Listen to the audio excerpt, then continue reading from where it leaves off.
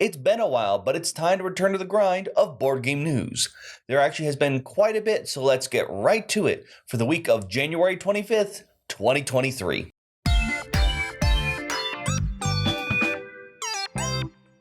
We're going to start off with Gen Con as the tickets go live this Sunday. However, the interesting bit of news I want to talk about is the change to their health and safety policy. Last year, it was required for you to have a mask as well as get your vaccinations checked in order to get a special wristband. This year, neither of those will be required currently. In the description, they're saying they're going to keep up to date and in check with what's happening in the county, and they reserve the right to change this up to the date of Gen Con. I think this is something we're going to have to watch probably in the next few months that will really sort of solidify what's going on, as winter tends to be the month when the worst tends to happen. But of course, you never know with a new variant or something weird going on that may require vaccination, masks, or maybe something new. However, this means that if you do plan to go to Gen Con, do keep in mind that the requirements may change short notice, so make sure you follow them just in case anything changes before that magical time of year. Speaking of magic, we've learned some more details about the release date and products for Ravensburger's and Disney's new card game, Lorcana.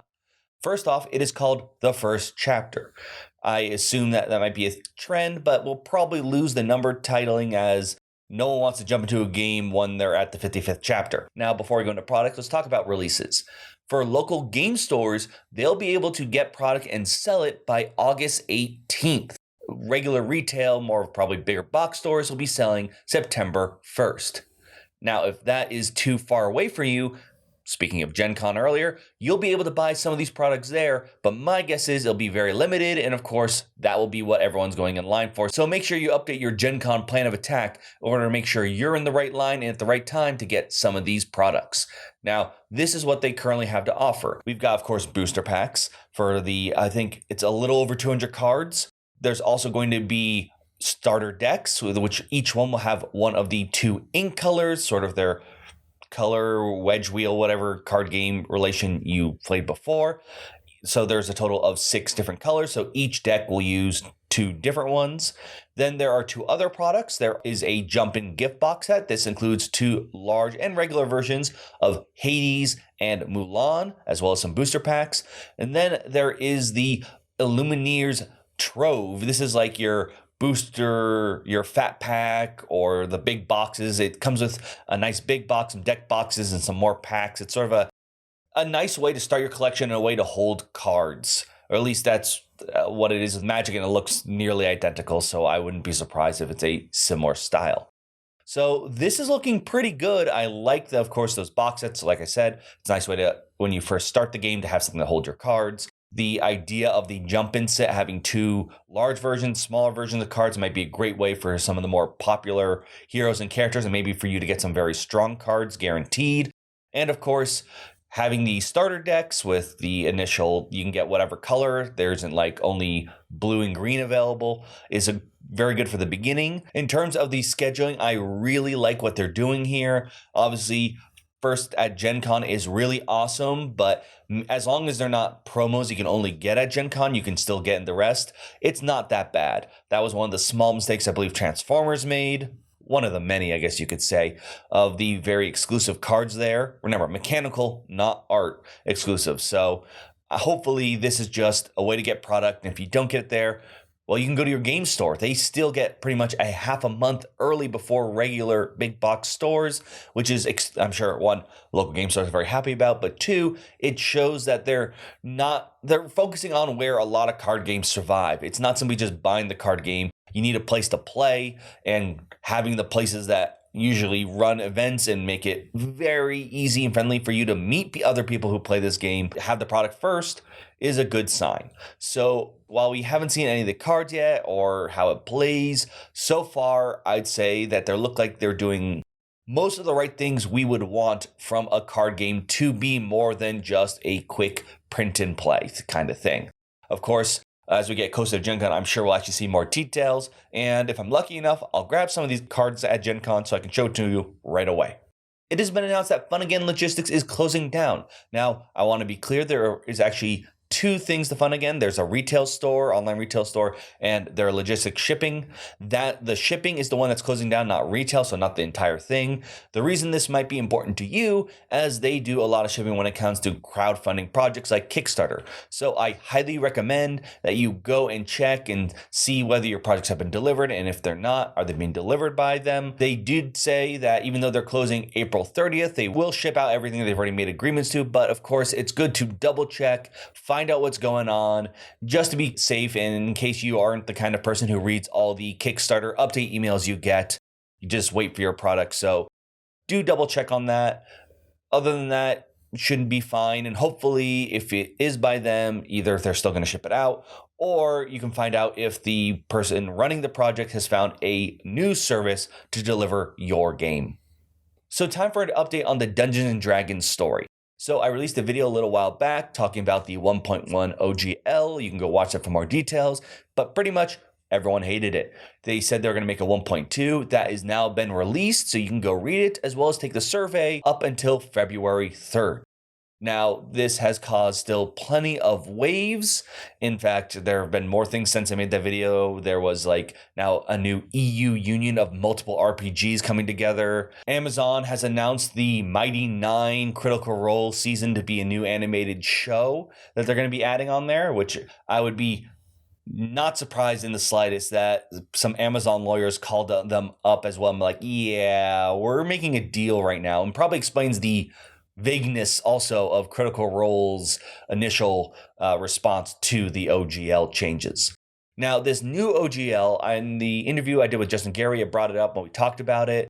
I didn't say too much in terms of detail because I just quickly glanced at it. I didn't have time to read in much detail. Definitely now that I've read it a bit more, it's a bit more worrisome. And apparently this has been reflected in the surveys. Now, as of recently, Dungeons & Dragons made a tweet that over 10,000 people have responded to the survey, and that currently people aren't still happy with this one. In particular, that the virtual tabletop portion of it seems a bit restrictive.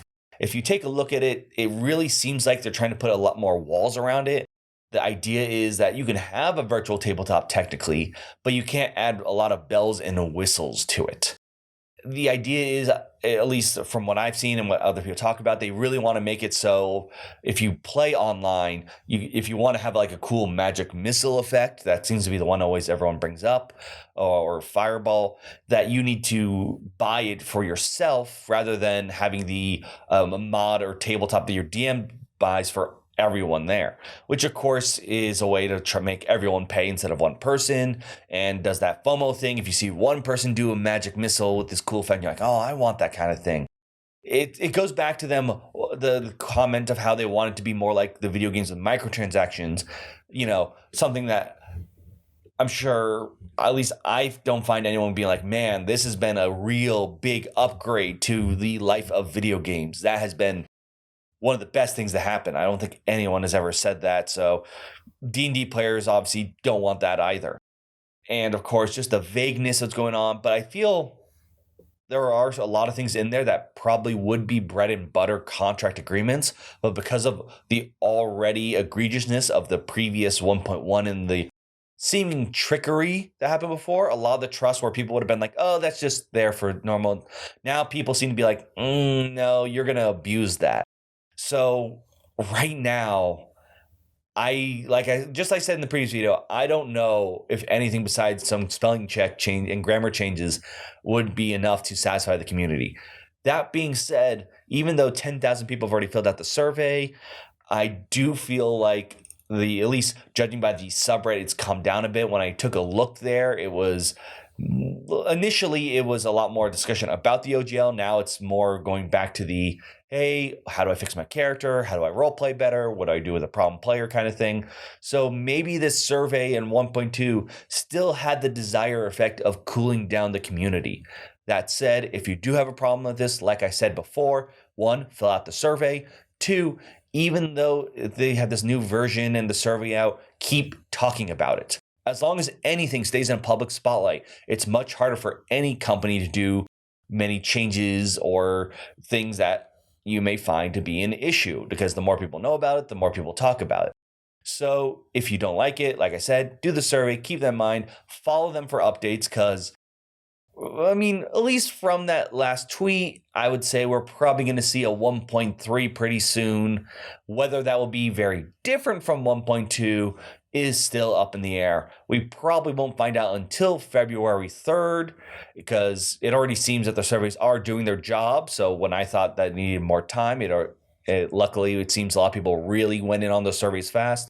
But of course, I will keep you up to date with all the D&D OGL news, or when Pathfinder releases their new orc system officially.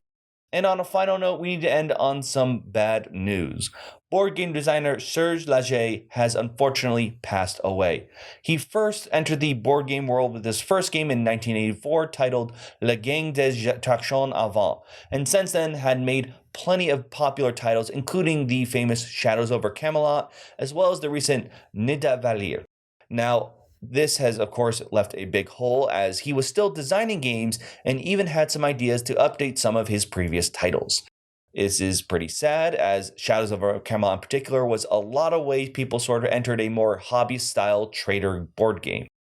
Unfortunately, I believe Shadows over Camelot is currently out of print, but if you would like to try his game, Nidavellir, which is recent, is out and available. Now let's return to the world of crowdfunding and see how you can start with your new year with some new projects.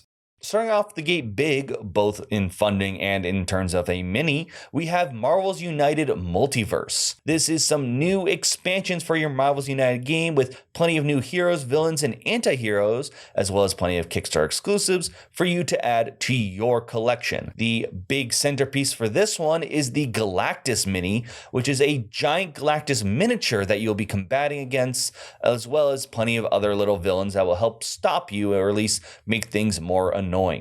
Now, there is a ton this Kickstarter has to offer, even though there are technically only 2 pledge levels. There's one for 65 for just the multiverse, 100 for the Galactus, but there are so many different add-ons, be it expansions, game components, or accessories like the playmat, that really you need to look and see what you need to add to your Marvel's United collection. Next up, we have a solo campaign on GameFound called Witchbound. In this game, you are playing as a witch on an island that hasn't seen witches in a very, very long time. You will explore the world, interacting with NPCs, combining items and tools, learning more about the world and your destiny. Once again, though, one of the reasons that this is one of my picks is it's a solo campaign. This is designed for just your own playthrough, and this is what I hope becomes a bigger trend when it comes to campaign games. This feels a bit more like the single-player games in video games, and frankly, I do not think there are enough that are really solo in mind. Yes, there are plenty of campaign games that you can play with a solo rule set, but it's different when the game is designed specifically with one player in mind. Speaking of single-player video games, this pledge level is at $40, making it much cheaper to the $60, sometimes $70 price tag you'll see in some video games. Next up, we have Hero Realms Dungeon. This is part of the Hero Realms line. This standalone box set allows for both PvP as well as PvE style gameplay. The PvP has some basic decks which can go up to 4 players, or just 2 with the special Alchemist and Barbarian character decks. And in terms of the PvE experience, you can either go in alone or with another player in a cooperative 12 dungeon adventure set. So this should fit any of your needs, be it whether you want to play with friends or against them. This is, of course, not the first Hero Realms product, as there are plenty of add-ons, so much so that the first tier you'll see is a $30 tier that just gives you $30 worth of credit for add-ons. If you want the game, the first pledge level for it is going to be at the $59 tier. So take a look. Like I said, this is standalone. You can just buy that. You don't need all the other stuff, but there are plenty of other components for you to customize your journey adventure, be it with or against your friends. Next, we have Arborea. This is an interesting worker placement game, but the idea is where you place your worker really isn't where you get your reward, rather it's when you decide to remove them. When you place workers, they're going to be on a little track that slowly shifts. The idea is they're sort of wandering away, and there'll come a point when they line up with paths, and you can decide to remove them. When you do, they'll follow that path, gaining those rewards. The farther you go, the more rewards you're going to gain, but of course that means you don't get your worker back. And those rewards will be put on a table, and if you can't spend them all, you may get some points, but your opponents may be able to use them as well. So this looks like a very interesting game of, I don't know, it's not pushing your luck as much as seeing how much you can get and trying to be the most efficient way as possible, delaying gratification maybe, or maybe going early so you aren't giving as much to your opponents. It looked like a clever, interesting new twist on the worker placement genre. Now, there is a retail edition you can get around $48 or a Kickstarter exclusive one that you can get at $58. Now, one quick shout out before we hit what's ending, and that's for the Kickstarter Aegis Second Ignition. It's a quick shout out because I already have a video for it. Definitely go check it out, please. It's really cool and goes into more detail what it has to offer. It's pretty much even a better place to start this game than the previous box set. So take a look. If you like robots, it's a no-brainer. But what is going to end before my next news video? Well, we've got a couple of cool ones.